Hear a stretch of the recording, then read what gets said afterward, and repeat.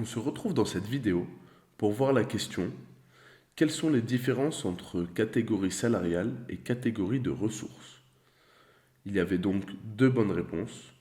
La première était que la catégorie salariale reprend les catégories de la convention collective, alors que la catégorie de ressources reprend le métier du salarié. La deuxième bonne réponse était qu'un salarié peut appartenir à deux catégories de ressources. Voyons donc cela plus en détail. On va en fait voir que la catégorie salariale et la catégorie de ressources n'est pas du tout la même chose. Commençons par aller voir dans Tiret organisation et dans salarié. Ici, si on rentre dans la fiche d'un salarié, on va voir ici à droite dans rattachement organisationnel la catégorie salariale.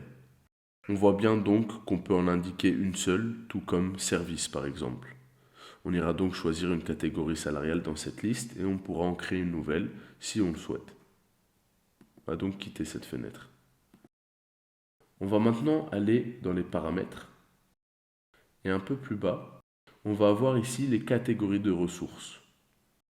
Ici, la catégorie de ressources, contrairement à la catégorie salariale qui, elle, n'est uniquement une information indicative, ici, la catégorie de ressources va nous servir déjà pour la planification, donc tout ce qui est gestion de chantier, gestion d'affaires.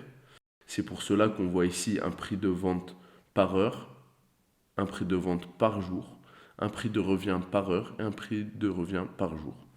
On va le voir plus en détail en rentrant ici. On voit donc bien ces quatre paramètres et également un pourcentage de rentabilité. Ici, on voit donc bien que la catégorie de ressources, contrairement à la catégorie salariale, va nous servir à calculer la rentabilité et à calculer nos marges sur un chantier. Donc à cette catégorie de ressources, vous aurez plusieurs salariés affectés, ou en tout cas plusieurs ressources. Il faudra donc à l'avance que vous ayez paramétré vos ressources dans l'onglet ressources. Ici, on va pouvoir en ajouter une nouvelle, par exemple commercial 1. Ce qui n'est pas très logique dans notre cas du chauffagiste, mais c'est pour l'exemple. On va donc enregistrer et fermer.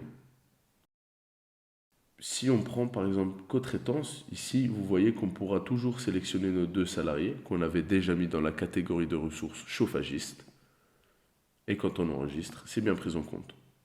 N'oubliez donc pas, quand vous paramétrez vos catégories de ressources, d'indiquer vos marges, donc avec les prix de revient et les prix de vente.